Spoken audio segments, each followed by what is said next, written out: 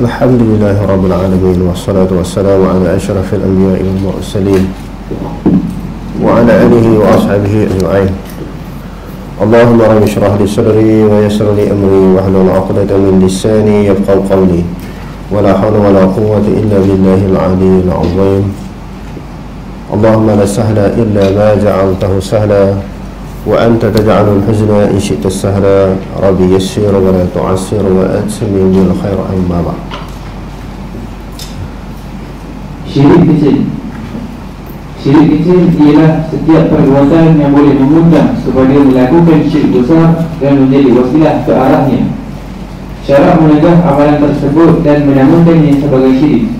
Ia kadang-kadang berlaku pada amalan. Okey. Syirik maknanya menduakan Allah, menyekutukan Allah, menganggap ada tandingan, ada sekutu, ada Tuhan-Tuhan yang lain selain daripada Allah Subhanahu wa taala. Itu asal makna syirik. Syirik yang pertama ni disebut sebagai syirik yang besar.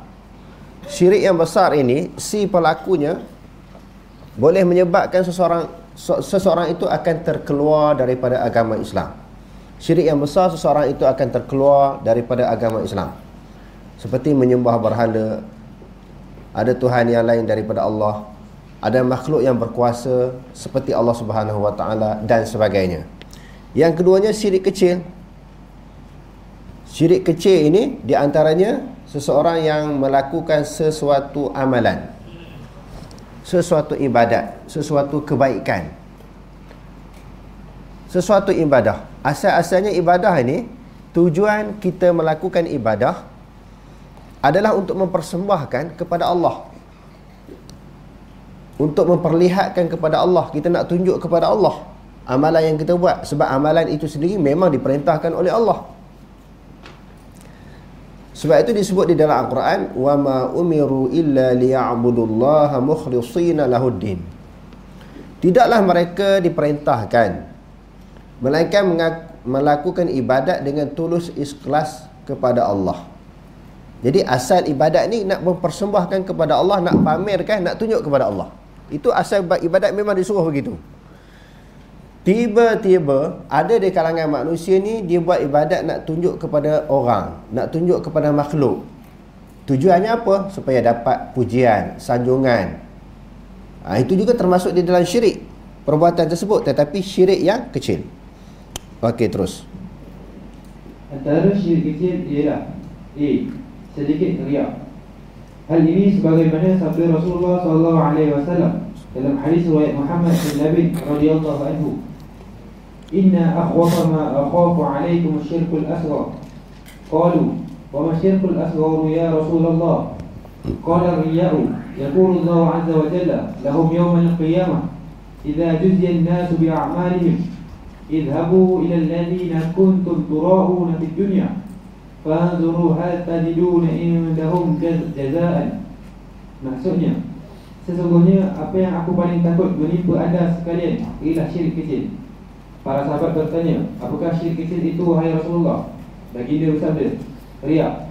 Allah SWT berfirman pada hari kiamat, ketika mana manusia diberi balasan terhadap amalan yang mereka lakukan, pergilah kepada orang-orang yang anda tunjukkan sifat riya di dunia dahulu. Lihatlah adalah anda menemui apa-apa balasan di sisi mereka. Okey. Kalau syirik besar yang menyebabkan seseorang itu terkeluar daripada agama Islam, ramai orang takut. Semua berhala, semua tokoh menganggap ada Tuhan yang lain. Orang takut. Jadi kalau orang Islam kita ni, dia tak berani buat macam tu. Tetapi sesuatu benda yang tak nampak ini, yang disebut sebagai syirik yang kecil, sebagaimana yang disebutkan tadi, buat ibadat untuk tunjuk, untuk pamerkan, memperlihatkan kepada orang. Jadi di dalam hadis ni, Allah Subhanahu wa taala perintahkan, yaqulullahu azza wa jalla lahum, berkata Allah Subhanahu wa taala bagi mereka mana tu?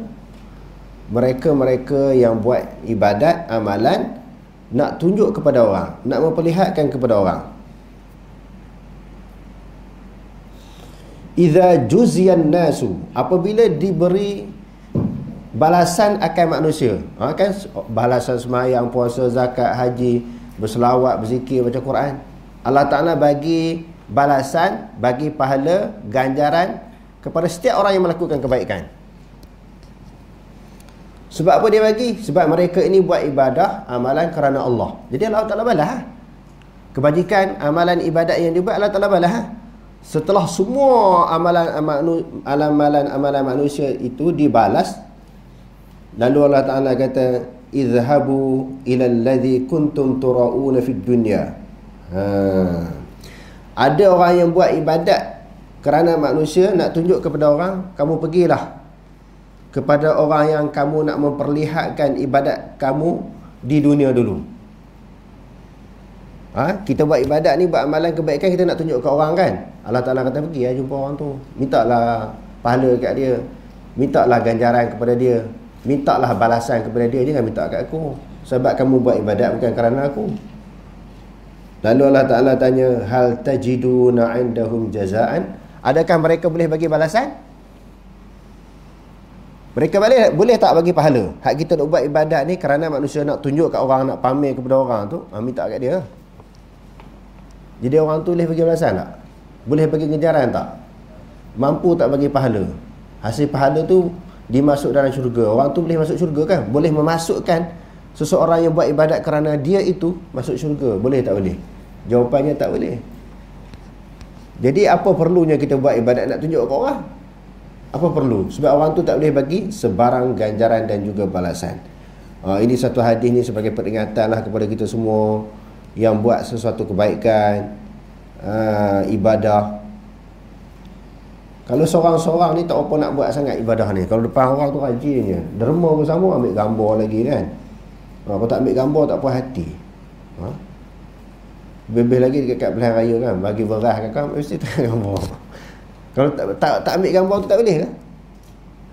Ada juga keadaan tertentu perlu kita nak tarik orang lain supaya buat kebajikan macam kita. Atas tujuan tu tak apa, tapi secara berlebih-lebihan, dibimbangi kebajikan, amalan kebaikan itu bukan kerana Allah, tetapi nak tunjuk kepada orang. Dia takut ni amalan yang disebut dalam hadis ni merangkumilah kita semua tanpa tertentu kepada mana-mana pihak, tanpa ditujukan kepada mana-mana individu, untuk kita semua yang melakukan ibadat ini, supaya kena hati-hati, supaya ibadat, amalan yang kita buat ni bukan kerana makhluk, kerana manusia, tetapi semata-mata kerana Allah, yang Allah lah yang akan memberi balasan dan ganjaran. Okey, terus B. Bersumpah bukan dengan Allah Subhanahu Wa Taala. Sebahagian daripada syirik yang kita sebutkan tadi, syirik apa? Syirik yang kecil kan, bersumpah. Bila kita bersumpah dengan sesuatu, kita menganggap sesuatu itu ada kebesaran. Demi matahari dan bintang, demi masjid, demi Kaabah. Kita menganggap matahari, bintang, Kaabah itu ada keajaiban, ada kebesaran, ada kehebatan. Sebab tu sumpah dengan dia. Sebab orang jahiliah dia bersumpah dengan nama tokoh dia, berhala dia, sebab dia menganggap tokoh ada kelebihan, berhala ada kelebihan. Jadi bersumpah selain daripada Allah, termasuk daripada sebahagian daripada bentuk syirik. Okey, terus Rasulullah SAW bersabda dalam hadis riwayat Ibnu Umar radhiyallahu anhu, "Man halafa bi ghairillahi faqad kafara aw asyraka." Maksudnya, sesiapa yang bersumpah bukan dengan Allah, sesungguhnya dia telah kufur atau syirik. Antara bentuk bersumpah dengan selain daripada Allah Subhanahu Wa Taala ialah bersumpah dengan Nabi, Kaabah, wali, pembesar negara, tanah air, nenek moyang dan lain-lain makhluk. Hal tersebut kerana dengan bersumpah selain daripada Allah bererti membesarkan perkara yang dijadikan bahan bersumpah tersebut. Perkara yang sewajarnya dibesarkan dan disucikan ialah Allah Subhanahu Wa Taala. Dalam hadis riwayat Ibnu Umar radhiyallahu anhu menjelaskan, la tahlifu bi baikum. Maksudnya, jangan bersumpah dengan nenek moyang anda. Sebagaimana yang dimaklumi dalam agama, bersumpah dengan nama Allah secara dusta adalah salah satu daripada dosa besar. Tetapi syirik, meskipun syirik kecil, adalah lebih besar daripada segala dosa besar berdasarkan pandangan fuqaha sahabat. Fuqaha maknanya ulama-ulama fiqh daripada kalangan sahabat. Jadi dia kata yang ni, Walaupun syirik kecil, tetapi dia adalah syirik kecil tapi dosa besar. Syirik besar murtad terus lah. Syirik besar murtad terus, kafir terus. Sebab apa? Kerana meletakkan makhluk ini sama besar dengan Allah Subhanahu Wa Taala. Dan juga dia bersumpah ni, maknanya dia mengagungkan sesuatu benda yang dia sumpahkan itu. Yang kata dosa besar ini, dia kata syirik yang kecil ini yang melibatkan, yang dianggap sebagai dosa besar, pandangan fuqaha. Fuqaha ni ulama-ulama fiqh daripada kalangan sahabat. Maknanya kuatlah pendapat tu daripada kalangan sahabat, bukan sahaja daripada mazhab, daripada pandangan fuqaha daripada kalangan sahabat. Okey, terus memakai gelang atau benang. Okey. Bukan saja pakai. Bukan kata pakai macam perempuan pakai gelang tu sebagai perhiasan kan. Bukan maksud yang macam tu. Macam pakai sesuatu gelang, benang sebagai tanda apa? Azimat. Pakai gelang azimat, benang azimat, rantai dan sebagainya. Sebab apa? Mungkin ada jampi mentera di situ. Kadang-kadang cincin pun ada, pakai cincin. Oh, cincin ni jangan main ni. Batu dia ni batu permata. Batu ni daripada taring rimau. Sama ada rantai, cincin dan gelang itu, tujuan pakai itu untuk apa? Kerana ada kepercayaan, ada i'tiqad, ada keyakinan. Benda itu boleh memberi bekas. Memberi bekas ni apa makna? Boleh memberi kesan. Kalau ini lebih-lebih lagi orang yang jadi suka main bomo ataupun orang yang belajar silat. Biasa-biasanya silat-silat yang tertentu dia bagi rantai. Pakai rantai ataupun gelang. Bila nak bertempur, dia pakai. Bila pakai tu dia mari semangat lain. Sebab apa mari semangat lain? Sebab benda tu duk bergantung di situ. Bila tak pakai jadi takut. Maknanya di situ ada apa? Ada kepercayaan terhadap benda yang boleh memberi kesan. Tangkai itu, gelang itu boleh memberi kesan. Okey, terus. Tauhid tidak menafikan pengambilan sebab-sebab yang telah Allah Subhanahu Wa Taala ciptakan pada alam maya ini, seperti menggunakan makanan untuk kenyang, air untuk menghilangkan dahaga, ubat-ubatan untuk rawatan, senjata untuk mempertahankan diri dan lain-lain yang Allah jadikannya sebagai alat untuk sampai kepada musabah. Apabila seseorang sakit dan menemui doktor, kemudian doktor memutuskan pesakit terlibat perlu menggunakan ubat-ubatan tertentu, melakukan pemudahan atau lain-lain, kemudian pesakit berkenaan melakukan apa yang disarankan oleh doktor terlibat, itu sama sekali tidak keluar daripada ruang lingkup tauhid. Okey. Bukan kata tak boleh ambil sesuatu bahan, sesuatu benda sebagai alat. Sebab bahan ataupun alat itu, kalau berdasarkan kepada kajiannya, dia sememangnya memberi manfaat, sememangnya memberi kebaikan. Contohnya kita makan ubat. Ada kajian bila makan Panadol ke Dosil ke, pening kepala ni sembuh. Maknanya ada kajian di situ. Kita perut lapar, kita makan nasi, kenyang, ada kajian. Dan itu dipanggil hukum adat. Hukum adat ini dia sah bersalahan. Adat makan dia ada kenyang, ada makan ada kenyang. Bila tak makan lapar, itu hukum adat. Minum dihilang dahaga, hilang kehausan, itu adat. Adat ini maknanya hukum kebiasaan melalui tajribah. Apa makna tajribah? Melalui, maknanya pengalaman, melalui benda tu pernah berlaku sebelum-sebelumnya. Maksudnya sebelum-sebelumnya kita makan kenyang, minum hilang dahaga, makan ubat ni sembuh. Yang tu tak salah kita ambil sebagai bahan, sebagai sebab. Sebab Allah Ta'ala menjadikan semua benda dalam dunia ini, dia ada munafaat, dia ada kebaikan, dia ada faedah. Sebab tu Allah Ta'ala sebut dalam Al-Quran, alladzina yazkuruna Allah qiyaman wa qu'udan wa 'ala junubihim wa yatafakkaruna fi khalqis samawati wal ard rabbana ma khalaqta hadza batila. Allah Ta'ala kata, tidak Allah Ta'ala jadikan sesuatu benda itu sia-sia. Contohnya kita kata Allah Ta'ala jadikan hutan belantara kan, hutan semak samun, orang pergi cari apa dia? Akar-akar kayu seperti tongkat ali untuk menyembuhkan kecil manis, akar-akar kayu yang tertentu, daun-daun kayu yang tertentu. Sekarang ni yang terbaru, viral tentang ada kajian yang terbaru mengatakan bahawa kulit kayu manis itu dapat mengurangkan gula di dalam darah. Sebab Allah Ta'ala kata, Rabbana ma khalaqta hadha batila. Wahai Tuhan kami, tidaklah kamu menjadikan sesuatu itu sia-sia. Pokok kayu dia ada manfaat dia, bijirin, apa dia daun-daun kayu, semua ada manfaat. Daun ketul pun ada manfaat. Orang kata kecil manis ke, darah tinggi boleh. Tapi dia ambil kadar yang tertentu lah. Semualah secara kesimpulannya dia ada manfaat.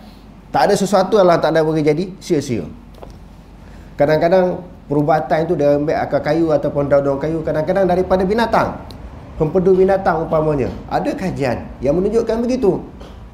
Kalau itulah maknanya ada sebabnya, hukum dia harus kita guna dengan syarat sebagaimana yang kita ketahui, benda, alat, ubat tidak boleh memberi bekas. Memberi bekas apa maksud? Memberi kesan. Yang memberi kesan adalah Allah. Tetapi Allah Ta'ala jadikan semua ada manfaat. Tetapi tangkai itu tadi, kalau kita pakai, ada tak kajian, maknanya ahli perubatan, doktor ke, bila pakai tangkai ni orang kecil manis sembuh, orang dari darah tinggi sembuh, pakai tangkai ke, pakai gelang ke, rantai ke. Kalau dia kena sakit gout, pakai ni sembuh. Ada kajian tak?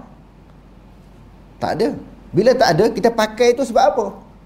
Sebab di sana ada unsur kepercayaan, i'tiqad dia boleh memberi bekas. Macam orang silat, duk belajar silat kan, dia pakai tangkai tu kan.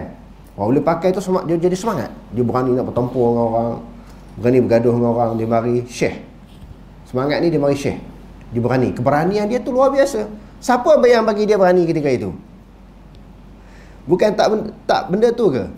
Bukan jin ke? Bukan syaitan ke? Maka sebab itu di dalam hadis larang kita pakai tangkai ni. Tadi sebut apa dia? Tangkai, gelang dan sebagainya.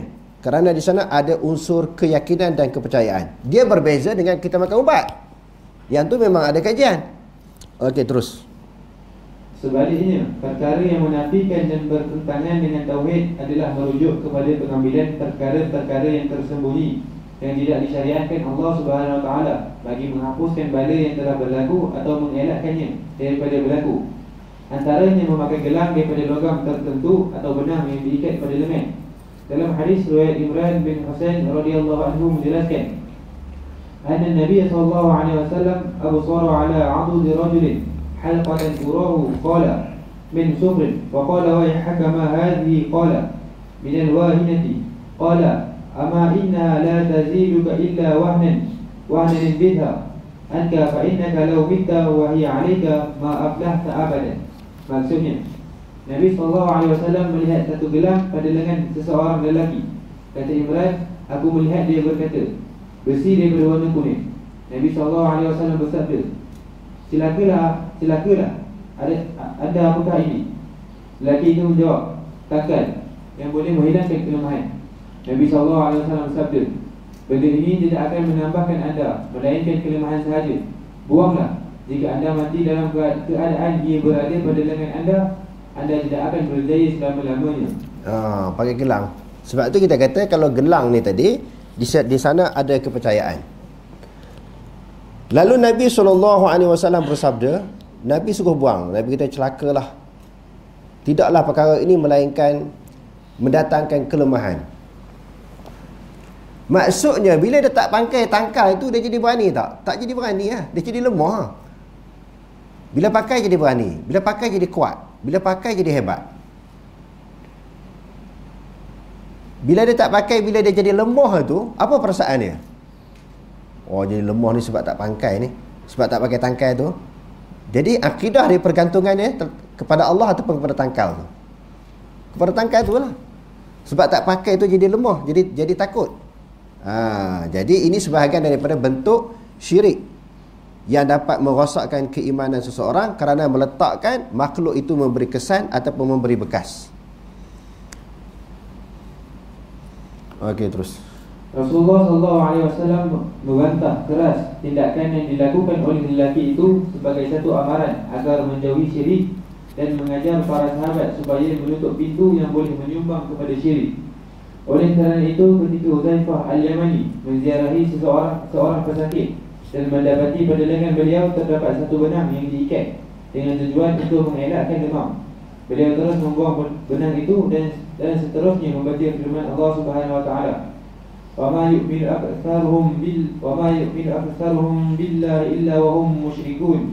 Maksudnya, dan orang-orang yang beriman kepada Allah, kebanyakan mereka tidak beriman kepada Allah, melainkan mereka mempersekutukannya juga dengan yang lain. Jadi kita tengok dalam asar sahabat ini, Huzaifah bin Yaman kan. Huzaifah bin Yaman ni banyaklah soalan-soalan pelik yang dikemukakan kepada Rasulullah. Hadis Huzaifah pun selalu kita baca. Di antaranya hadis yang diriwayatkan oleh Imam Muslim. Kana an-nasu yas'aluna Rasulullah sallallahu alaihi wasallam anil khairi wa kuntu as'aluhu 'anil syarri makhafatan an yudrikani. Banyak orang tanya Rasulullah benda-benda yang baik. Kalau buat macam ni, apa amalan, apa ganjarannya, kelebihannya. Tanya benda yang sonok, menyeronokkan orang. Aku tanya satu benda yang buruk, dibimbangi keburukan itu akan menimpa aku. Jadi di antara perkara yang ditanya oleh Huzaifah ini, di akhir zaman apa yang akan berlaku? Du'atun ala abwabi jahannam. Banyaknya penyeru-penyeru kepada neraka jahannam. Panggil orang, dakwah orang, bukan ajak masuk syurga, ajak masuk neraka. Okey. Jadi Huzaifah ni, bila dia tengok orang sakit tu pakai tangkal dekat tangan dia, bila dia pergi ziarah orang tu siapa? Kalau di zaman Rasulullah, dia sahabat lah. Kalau Rasulullah dah wafat, di zaman dia sama ada sahabat ataupun tabi'in. Jadi sahabat dan tabi'in ni bergantungan mereka kuat tak kepada Allah Ta'ala? Kuat. Dan mereka lebih baik daripada kita. Sebab Quran mengiktiraf, mengakui tentang kehebatan mereka. Kuntum khaira ummatin. Kamu sebaik-baik umat. Jadi orang duk beralasan hanya mengambil berkat kepada benda. Sudah tentu sahabat ini akidah dia kuat kepada Allah. Tapi bila pakai gelang ni, dibimbangi takut jadi syirik. Sedangkan pergantungan mereka cukup kuat kepada Allah Ta'ala. Zaman Rasulullah dilarang, zaman sahabat pun dilarang. Jadi pesakit itu kata dapat mengelakkan demam. Tapi demam dia tak sembuh-sembuh juga. Kalau dapat mengelakkan demam, dia pakai itu sembuh, tak sembuh juga. Jadi Huzaifah tengok tindakan lelaki itu pakai tangkal kat tangan dia, lalu dia baca ayat Quran, wa ma yu'minu aktsaruhum billah. Tidaklah beriman oleh kebanyakan daripada manusia dengan Allah illa wa hum musyrikun, melainkan di dalam keadaan mereka syirik kepada Allah. Macam mana beriman dalam waktu yang sama dianggap sebagai syirik? Tang semayang, okey, semayang di awal waktu, semayang berjemaah, puasa, zakat, haji, berselawat, baca Quran, berzikir, bersedekah dan sebagainya. Hak tu tunjuk ciri-ciri sifat-sifat sebagai orang yang beriman. Semayang menunjukkan bukti orang beriman. Bersedekah, berpuasa, tak cukup dengan Ramadan, sambung lagi puasa 6. Itu di antara ciri orang beriman. Kelang-kelang tu dalam keadaan begitu, ada juga perbuatan syirik. Tang amalan lain okey, ciri dan sifat orang beriman. Kelang-kelang tu ada juga perbuatan syirik, iaitu percaya kepada tangkal. Hak ni banyak. Sembahyang rajin, kuat sembahyang, berzikir pun kuat, baca Quran pun kuat, tapi ada kepercayaan kepada makhluk selain daripada Allah boleh memberi bekas, boleh memberi kesan. Tengok pakai tangkal ni boleh sembuh demam, tapi kita tengok tak sembuh-sembuh juga. Nampak. Jadi tak ada guna pakai sesuatu azimat ataupun sesuatu tangkal, kerana tidak memberi sebarang kesan ataupun kebaikan kepada orang yang pakai. Okey, terus B. Menggantungkan tangkal pada leher kanak-kanak. Dulu-dulu kita ada juga, masyarakat kita dulu pada leher ataupun lengan. Bayi-bayi yang dilahirkan pakai, nak halau jin syaitan kan, kepercayaan. Maknanya tangkal tu yang boleh memberi kesan. Kalau tak pakai, jin kacau, syaitan kacau. Sebab itu kanak-kanak bayi-bayi ni selalu menangis di malam hari kan. Malam hari, kadang-kadang siang pun dia menangis. Bagilah pakai tangkal. Jadi kadang-kadang duk menangis juga. Bayi ni yang tak boleh bercakap, tak boleh nak bagi tahu apa masalah yang berlaku kepada dia, kadang-kadang dia kembung perut. Kita tuduh jin. Kadang-kadang perut dia lapar. Jin yang duk kacau ni. Kadang-kadang semut gigit dia, serangga, semut dia nyamuk dan sebagainya. Ni jin lah duk kacau ni. Selain daripada pakai tangkal, masa waktu maghrib merasap kayu ataupun sabuk di bawah rumah. Orang tua-tua dulu nak pergi halau jin. Lagi jin mari. Pasang apa dia? Asap tu lagi jin mari. Pasang kemenyan dan sebagainya kan. Jadi ini semua kepercayaan karut bukan sahaja ada wujud di zaman jahiliah, bahkan zaman kita sekarang pun masih wujud. Tapi dah kurang dah apabila mengaji tentang akidah, mengaji tentang syirik, mengaji tentang bahawa selain daripada Allah tidak boleh memberi bekas, memberi makhluk, maka berkuranganlah amalan-amalan khurafat yang dilakukan di dalam masyarakat kita. Salah satu daripadanya yang melibatkan syirik yang kecil ataupun tersembunyi ini menggantungkan tangkal pada leher kanak-kanak. Okey, terus. Menggantungkan tangkal pada leher kanak-kanak menjadi kebiasaan dalam kalangan masyarakat Arab. Ia dilakukan bertujuan untuk mengelakkan gangguan jin atau terkena penyakit ain atau seumpamanya. Namun ia telah dibatalkan oleh Islam. Baginda SAW mengajar para sahabat bahawasanya tidak ada yang menegah maupun menahan bala bencana selain daripada Allah Subhanahu Wa Taala sahaja. Dalam hadis riwayat Uqbah bin Amir radhiyallahu anhu menjelaskan, Man ta'allaqa tamimatan fala atamma Allahu lahu, wa man ta'allaqa wada'atan fala wada'a Allahu lahu. Maksudnya, sesiapa yang menggantungkan tangkal, Allah Subhanahu Wa Taala tidak akan menyempurnakan hasratnya. Sesiapa yang menggantungkan ubat guna-guna, Allah tidak akan melaksanakan tujuannya. Penggunaan tangkal oleh seseorang menunjukkan hati orang itu telah terikat dengan tangkal tersebut dalam menghasilkan sesuatu kebaikan atau membendung sesuatu keburukan. Inilah yang mengundang kepada kesyirikan kerana melibatkan keyakinan terhadap sesuatu yang boleh mengundang kebaikan atau menolak keburukan selain daripada Allah Subhanahu Wa Taala. Firman Allah Subhanahu Wa Taala, "Wa in yamsaskallahu bidurrin fala kashifa lahu illa hu, wa in yamsaska bi khairin fa huwa ala kulli syai'in qadir." Maksudnya, dan jika Allah menimpakan engkau dengan bahaya bencana, maka tidak ada sesiapa pun yang dapat menghapuskannya melainkan dia sendiri. Dan jika ia mengenakan melimpahkan engkau dengan kebaikan, maka ia adalah maha kuasa atas setiap-tiap sesuatu. Tangkal mempunyai banyak jenis dalam kalangan masyarakat Arab dan juga Melayu. Ada yang mengandungi ayat-ayat Al-Quran yang dipahami maksudnya dan perkataan-perkataan yang tidak dipahami. Tangkal yang mengandungi ayat-ayat Al-Quran bagi sesetengah ulama tidak menjadi masalah menggunakannya, dan sesetengah ulama yang lain menolaknya sama sekali. Penggunaan tangkal yang tidak diketahui kandungan dan maknanya sangat berbahaya kerana boleh mengundang kepada kesyirikan, bahkan termasuk ke dalam arti kata dosa besar. Menghilangkannya adalah wajib bagi setiap orang yang mampu melakukan demikian. Bahkan menurut Sa'id bin Jubair, sesiapa yang memutuskan satu tangkal daripada seseorang, dia memperoleh ganjaran seolah-olah merdeka seorang hamba perempuan. Jadi memerdekakan hamba. Di zaman Nabi dia ada sistem perhambaan. Hamba-hamba ni kadang-kadang berlaku dengan sebab peperangan. Pihak musuh kalah, mereka menjadi tawanan. Maka tawanan itu diambil sebagai hamba. Hamba ni maknanya untuk menguruskan kerja-kerja rumah lah, memasak, berkebun, membersih pakaian dan sebagainya.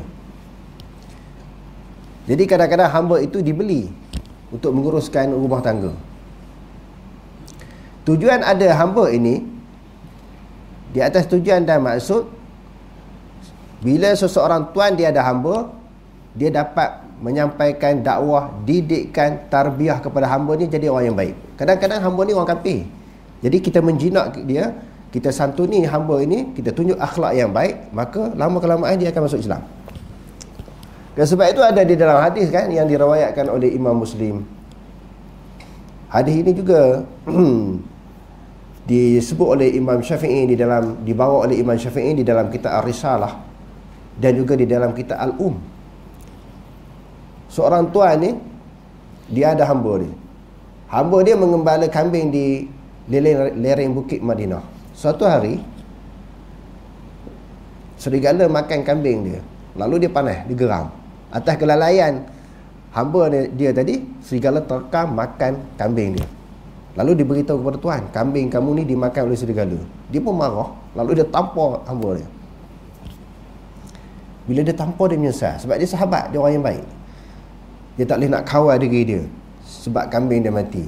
Lalu dia bawa hamba dia pergi bertemu dengan Rasulullah. Wahai Rasulullah, cuba test tengok, aku nak merdekakan dia. Kalau dia Islam, kalau dia beriman kepada Allah, aku akan memerdekakan dia. Sebab dia nak tebus kesalahan dosa dia tampar hamba dia tadi. Rasulullah tanya, man ana? Siapa aku? Dia kenal tak Rasulullah ni? Dia kata, anta Rasulullah. Dia iktiraf Nabi Muhammad sebagai pesuruh Allah. Kalau dia kata kamu Muhammad je, tu bukan orang Islam. Anta Rasulullah, kamu adalah pesuruh Allah. Dia kenal dan dia terima lah Rasulullah itu sebagai pesuruh Allah. Aina Allah? Dia tunjuk fis sama, di langit. Dia tunjuk di langit tu hadis tu. Hadis tu hadis sahih. Orang kata hadis ahad dan sebagainya, puak-puak berhaluan kiri ni dia macam-macam, dia takwil kan, itu terpulanglah kepada dia. Dan dia takwil macam-macam. Tapi hadis ni sahih. Lalu Rasulullah kata, aqtiqha fa innaha mu'minah. Merdekakan dia kerana dia seorang yang beriman. Jadi nak ceritanya hamba ni tadi, maknanya hamba itu berlaku kadang-kadang sebab peperangan, kadang-kadang sebab dibeli. Memerdekakan seorang hamba ini ganjaran pahala yang begitu besar. Jadi dalam riwayat yang kita bacakan tadi, orang yang menanggalkan, menghilangkan tangkal yang ada kepada orang, pahala dia sama dengan memerdekakan hamba. Sebab dia berjaya mengalih iktikad seseorang daripada percaya kepada tangkal kepada percaya kepada Allah Subhanahu Wa Taala. Beriktikad kepada Allah, berkeyakinan kepada Allah yang boleh memberi mudarat dan juga manfaat. Senang ke? Benda tu dah jadi darah daging kepercayaan. Boleh jadi bergaduh, boleh jadi bertumbuk, boleh jadi berbalah kalau kita tarik, kita kalih kepercayaan orang. Hadut dalam masyarakat sekarang ni pun macam tu. Kita kalih pandangan hak pegang menjadi pegangan tradisi dia. Senang ke? Contohnya kita kata kenuri arwah ni tak sunnah. Kelahi lah. Bergaduh. Benda-benda yang lain pun sama lah. Kita nak cuba kalih. Tak boleh. Benda ni dah diamalkan sekian yang lama. Yang nak memecah belahkan masyarakat ni, golongan ni buat Wahabi. Kita nak buat lama dah. Sebab bila kita tarik, kita kalih kepercayaan dia, menjadi satu masalah yang besar. Jadi ini kita kalih kepercayaan daripada percaya kepada tangkal kepada percaya kepada Allah yang memberi kesan. Bukan senang tu. Sebab tu ganjaran pahala dia besar. Sebagaimana memerdekakan ataupun membebaskan seorang hamba. Okey, terus. Al-Qardawi lebih cenderung kepada ulama yang tidak mengharuskan penggunaan tangkal daripada ayat-ayat Al-Quran atas alasan berikut. A.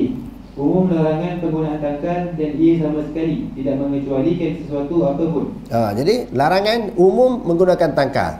Sama ada tangkal itu ada ayat Quran ke tak ada ayat Quran, itu kira lain. Kalau ada ayat Quran pun dia percaya kepada tangkal tu, bukan percaya kepada ayat tu. Percaya kepada ayat pun tak boleh. Ayat yang boleh memberi bekas, bukan Allah. Dibaca bismillah berapa seribu kali satu hari ke, Fatihah ke, kerana ayat inilah dapat sesuatu kelebihan kepada dia. Syirik juga. Sebab dia akidah dia kepada ayat. Dia nak macam mana akidah tu? Akidah kita 100% kepada Allah, bukan kerana ayat. Ayat tu cuma kita ambil berkat itu sahaja. Tapi yang memberi kesan bukan kerana ayat. Baca ayat kursi ke, baca Fatihah, ayat-ayat yang tertentu, tak kira lah apa-apa ayat, ambil berkat. Tetapi bila berlaku sesuatu keajaiban, sembuh sesuatu penyakit dengan amalan sesuatu ayat, bukan ayat penyembuh, tetapi yang menyembuh adalah Allah. Sebab itu sebagai ulama kata ayat Quran ke bukan ayat Quran kan sama je. Sebab dia meletakkan tangkal itu boleh memberi kesan, bukan Allah yang memberi kesan. Okey, terus. B. Penutupan pintu yang boleh mengundang kepada syirik. Walaupun mungkin di sana ada pandangan cara nak tutup pintu. Kalau dibuka lebih besar, tu yang ada yang kata boleh berdoa kepada pokok.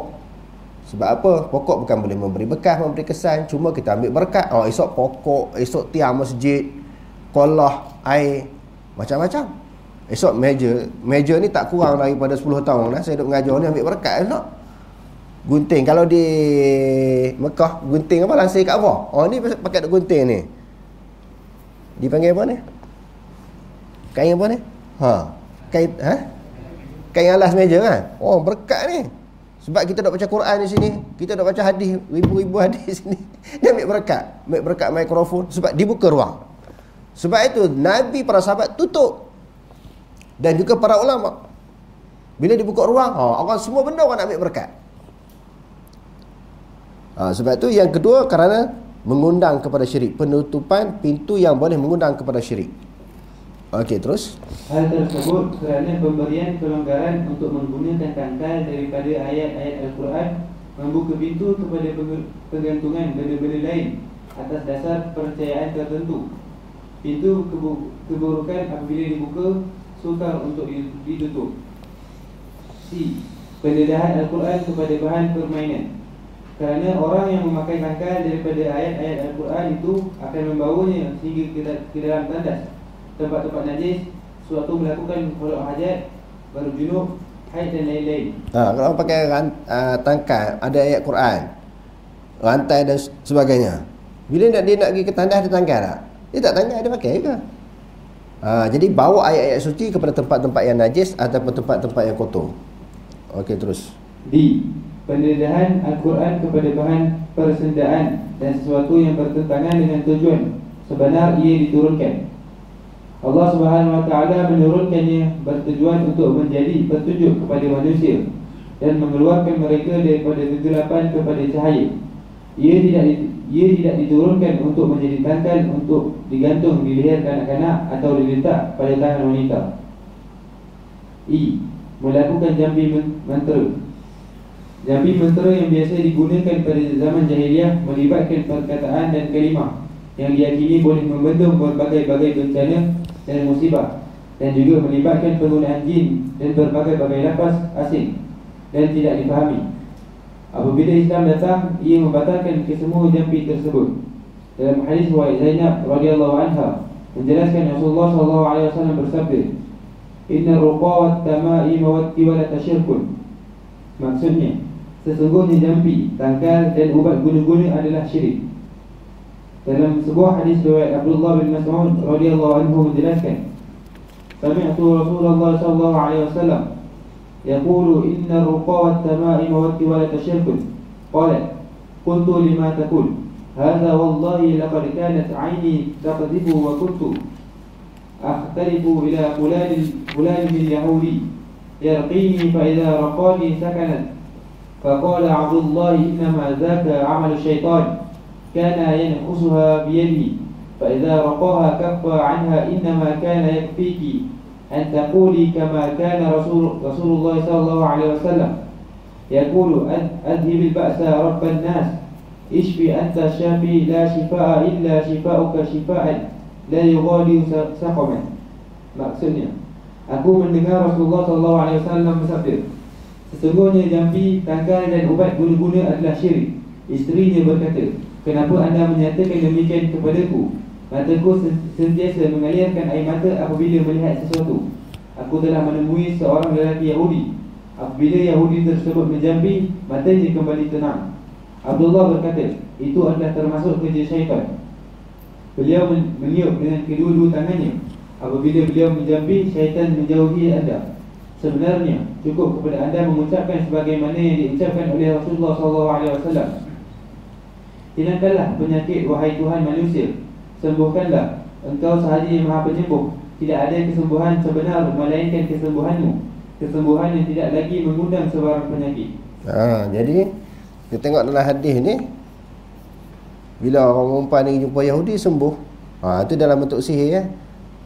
Kalau sekarang ni orang apa jumpa bomo siang, Buddha dan sebagainya. Secara kebetulan, kadang-kadang sesuatu sakit, musibah yang dialami, pergi jumpa tok bomo siam sembuh. Allah Ta'ala nak test di kita punya iman, nak yakin kepada siapa. Dan yang melakukan yang si bomo itu sendiri, bila sembuh dia jadi istidraj. Apa maksud istidraj? Istidrah apa yang kita sebut hari itu? Allah Ta'ala bagi sesuatu di dalam bentuk untuk menambah sanastadrijuhum min haitsu la ya'lamun, nak bagi bertambah sesat. Dia rasa hebatnya dia ni, dia jampi-jampi jadi, dia nampak kekuatan itu datang daripada dia, penyembuh itu datang daripada dia, bukan daripada Allah. Alangkah baiknya kalau siapa-siapa yang ditimpa sesuatu musibah, kesakitan, Allah Ta'ala datangkan ujian sakit kepada dia, dia beramal dengan hadis yang Rasulullah ajar ni, minta tolong kepada Allah Subhanahu Wa Ta'ala, berdoa kepada Allah Ta'ala dengan doa yang disebut azhibil ba'sa rabban nasi ishfi anta syafi la shifaa illa shifaa'uk shifaan la yughadiru saqama. Eloklah kita beramal dengan doa ini, sebab doa ini diajar sendiri oleh Nabi SAW. Okey, terus. Jampi yang diharamkan ialah jampi yang mengandungi permohonan untuk mendapatkan pertolongan daripada sesuatu selain daripada Allah Subhanahu Wa Taala dan perkataan yang bukan Arab. Ia berkemungkinan besar mengandungi kekufuran atau perkataan yang boleh menjerumuskan seseorang ke lembah syirik. Sebaliknya, jampi yang mengandungi ayat-ayat Al-Quran tidak menjadi masalah mengamalkannya. Dalam hadis riwayat Auf bin Malik Al-Ashja'i radhiyallahu anhu menjelaskan, "Kunna narqi fil jahiliyyah, faqulna ya Rasulullah, kaifa tara fi dhalika?" Faqala, "A'ridu 'alayya ruqakum, la ba'sa bi ruqa ma lam yakun fihi syirkun." Maksudnya, kami menjampi pada zaman jahiliyah. Kami bertanya, "Wahai Rasulullah, bagaimana pandangan Tuan tentang jampi tersebut?" Baginda bersabda, "Bentangkan kepadaku jampi anda itu. Tidak menjadi masalah jampi yang tidak mengandungi syirik." Imam Asy-Syafi'i menjelaskan, ulama berijma' tentang keharusan jampi apabila melibatkan 3 perkara, iaitu A. Hendaklah berdasarkan kalam Allah. Jadi jampi itu kita sebut nama-nama Allah. Ya Allah, Ya Rahman, Ya Rahim sebagai contoh kan. Kerana nama-nama Allah Ta'ala itu Asma'ul Husna. Jampi maknanya berdoa.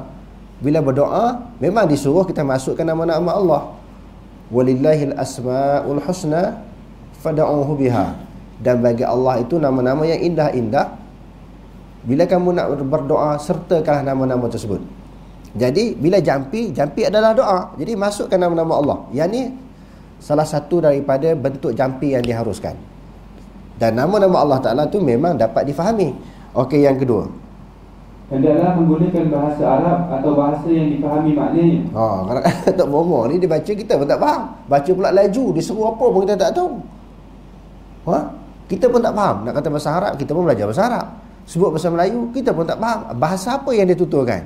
Kita takut dalam tuturan itu, sebutan kalimat-kalimat yang disebut itu seru jin, seru syaitan, seru makhluk-makhluk yang halus. Kalau tak faham macam tu, tak boleh lah. Maka tidak boleh kita menggunakan sesuatu yang tidak difahami. Okey, terus. Yang ketiga, hendaklah mengiktikadkan yang jampi itu tidak memberi kesan dengan sendiri, bahkan dengan takdir daripada Allah Subhanahu Wa Taala. Walaupun jampi itu guna ayat Quran,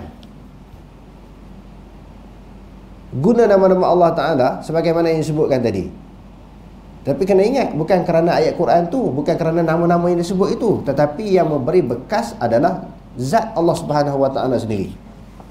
Yang menyembuhkan adalah Allah Subhanahu Wa Ta'ala, bukan ayat-ayat yang kita jampi. Okey, terus. Melakukan sihir. Sihir melibatkan sejenis khayalan dan juga waham. Ada yang berbentuk azimat, ada yang berbentuk jampi, ikatan tali dan tiupan pada bahan tertentu. Ia menjadi sebahagian daripada syirik kerana mengandungi permohonan untuk mendapatkan pertolongan daripada jin, syaitan, bintang dan lain-lain.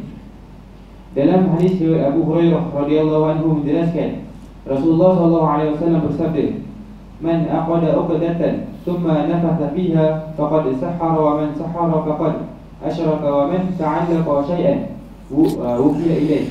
Maksudnya, siapa yang mengikat satu ikatan kemudian meniup padanya, sesungguhnya dia telah melakukan sihir. Sesiapa yang melakukan sihir, sesungguhnya dia telah melakukan syirik. Sesiapa yang menggantungkan sesuatu, akan diserahkan kepadanya urusannya. Menggantungkan sesuatu, dia pakai tangkal. maka Allah Ta'ala serahkan urusan kepada tangkai yang dia gantung tu. Maknanya Allah Ta'ala tak tolong dia, tak bantu dia, tak bagi maknanya kesembuhan kepada dia, sebab pergantungan dia, kepercayaan dia kepada tangkal, bukan kepada Allah. Okey, terus. Mengamalkan sihir termasuk ke dalam dosa besar dalam Islam dan juga dalam agama samawi yang lain. Dalam Al-Quran menjelaskan, wa alqi ma fi yaminika talqaf ma sana'u innama sana'u kaidus sahir wa la yuflihu as-sahiru haitsu ata. Maksudnya, dan campakkanlah apa yang ada di tangan kananmu, nescaya dia menelan segala benda-benda sihir yang mereka lakukan. Kerana sesungguhnya apa yang mereka lakukan itu hanyalah tipu daya ahli sihir, sedang ahli sihir itu tidak akan beroleh kejayaan di mana sahaja dia berada. Kan ahli sihir Firaun ni dia lontar apa? Tali kan? Tali tu jadi ular. Ular tu tipu je, gambaran je, khayalan, bukan ular betul. Kan ketika orang putih mau ada buat kan, campak jadi burung, sapu tangan tu jadi burung pati, jadi arnab kan, tipu semua tu. Kalau kita tengok dalam Al-Quran, benda tu bukan betul khayalan daripada pandangan manusia. Okey, terus. Firman Allah Subhanahu wa taala, "Falamma alqa qala Musa ma ji'tum bihi sihr inna Allah sayubtiluhu inna Allah la yuslihu amal al-mufsidin." Maksudnya, setelah mereka campakkan benda-benda itu, Nabi Musa berkata, apa yang kamu datangkan itulah sihir. Sesungguhnya Allah akan mendedahkan kepalsuannya dengan mukjizat yang dikurniakannya kepadaku. Sesungguhnya Allah tidak akan menjayakan perbuatan orang-orang yang melakukan kerosakan. Kebanyakan tokoh salaf berpendapat orang yang mengamalkan sihir adalah kafir. Sihir itu satu kekufuran. Pendapat ini dipegang oleh Imam Malik, Abu Hanifah dan juga Ahmad. Sebahagian daripada sahabat berpendapat balasan orang yang melakukan sihir hendaklah dipancung lehernya dengan pedang. Dalam hadis riwayat Bujahalah bin Abdah radhiyallahu anhu menjelaskan, kata Amr radhiyallahu anhu, an uqtulu kull sahirin wa sahiratin qala faqatalna thalatha sawahirin. Maksudnya, Umar bin Al-Khattab menulis kepada kami, anda hendaklah membunuh ahli sihir, lelaki dan juga perempuan, katanya. Lalu kami membunuh 3 orang ahli sihir. Jadi sawahir mufrad musannad jamak.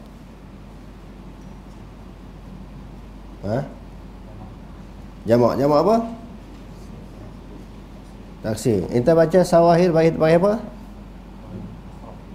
Sebab